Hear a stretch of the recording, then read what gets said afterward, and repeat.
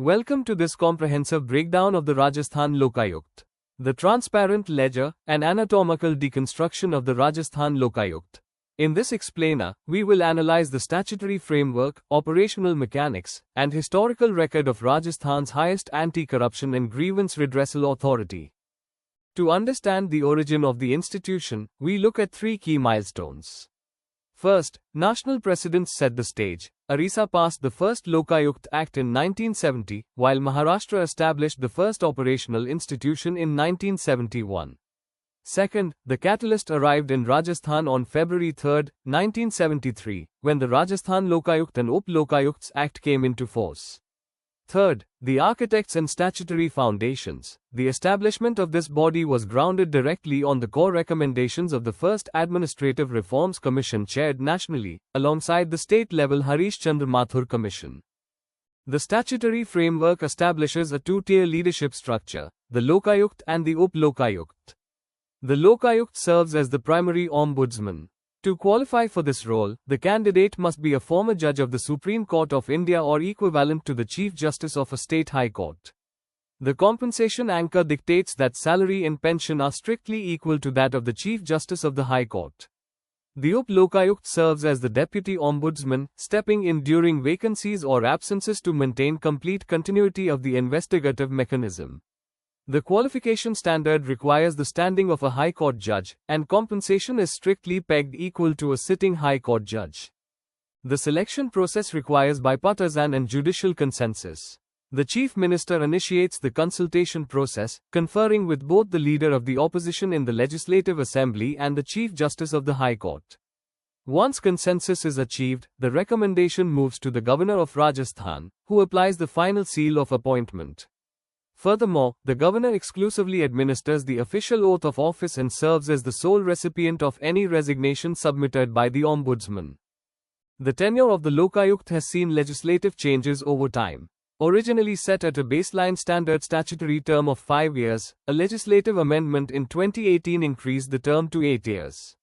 However, a reversal in 2019 restored the term back to its baseline of 5 years. Throughout all changes, the statutory rule remains absolute. There is a complete ban on reappointment. Regarding premature removal, known as circuit breakers, a Lokayukta can only be removed on two specific grounds. Ground 1, proven misconduct involving validated violations of ethical or operational boundaries. And Ground 2, physical or mental inability to fulfill duties. Such removal can only be executed directly by the governor following strict constitutional validation. Understanding who falls inside and outside the Lokayukta's oversight is critical. Under scrutiny within jurisdiction are state executives, including state ministers, public servants, department secretaries, and heads of departments, district and local officials, including district heads, deputies, Panchayat Samiti Pramukhas, Up-Pramukhas, and standing committee chairmen, urban and municipal leaders, including mayors, deputy mayors, municipal presidents, and vice presidents, and autonomous heads, such as presidents of urban improvement trusts, state companies, corporations, and boards. Exempt and out of bounds are top executive, specifically the chief minister, the legislature, including members of Legislative Assembly, MLAs, secretariat staff, and Vidhan Sabha employees, the judiciary, covering high court judges and judicial service members, constitutional and statutory authorities, including the Accountant General, the chairman and members of the Rajasthan Public Service Commission, and the Chief Election Commissioner, and grassroots village representatives, namely Sarpanches and Panches. Not every complaint automatically becomes an investigation. Raw public grievances must clear three strict filtering sieves. First, the entity rule. The target of the complaint must be a Rajasthan public servant, and notably, the complainant cannot be a public servant themselves. Second, the time bar. Incidents older than 5 years from the date of complaint are strictly barred from investigation, excluding ongoing or continuous offences. Third, the format hurdle. The complaint requires a duly attested affidavit filed on a 10-rupee non-judicial stamp paper, and it must contain specific, verifiable allegations devoid of personal malice. When an investigation proceeds, the Lokayukta exercises significant legal powers split into three pillars.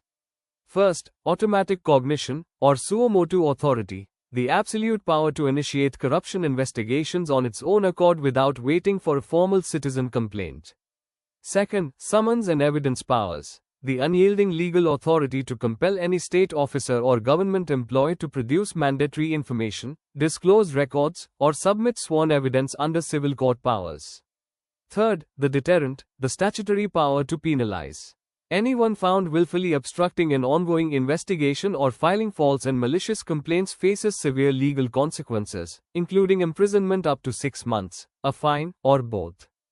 The operational workflow moves through 4 distinct phases. Phase 1 is initiation via citizen complaint or suo motu action. Phase 2 is investigation involving evidence gathering and formal summons. Phase 3 is finding, resulting in a formal declaration of guilt or administrative inefficiency. And Phase 4 brings the process to what is termed the glass wall, transmitting formal recommendations to the competent authority. Here lies the key limitation. The Lokayukt is an enforcer without a gavel. It functions fundamentally as an advisory body. It lacks direct punitive enforcement power, meaning its findings are not legally self-binding and rely entirely on the executive branch to implement actual disciplinary action or prosecution.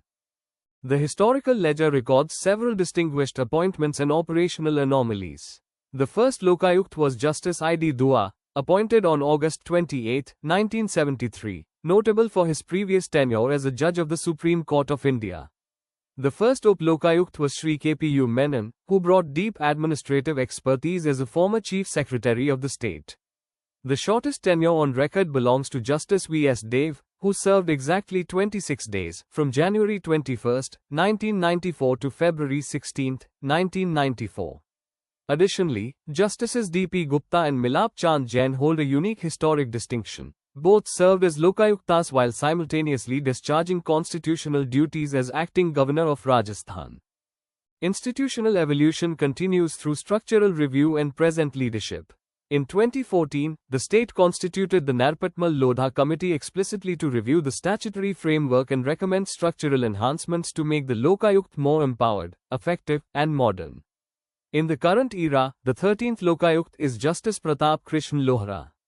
A former judge of the Rajasthan High Court, he took office on March 9, 2021, and continues to serve as the state's chief ombudsman. To summarize the entire framework, the institution maintains a deliberate equilibrium.